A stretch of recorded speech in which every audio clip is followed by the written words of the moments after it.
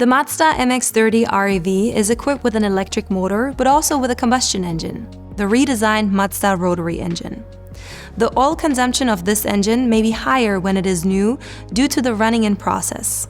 Therefore, your rotary engine might need an oil refill before the normal oil maintenance period. If your car indicates a low oil level, we offer a free refill service for this model within the first year after warranty registration.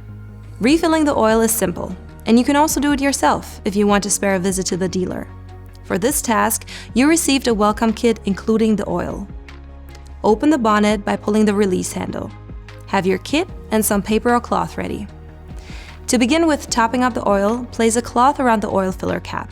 This avoids drops of the oil on the motor department, as it could cause a fire on parts which can get extremely hot while the engine is running.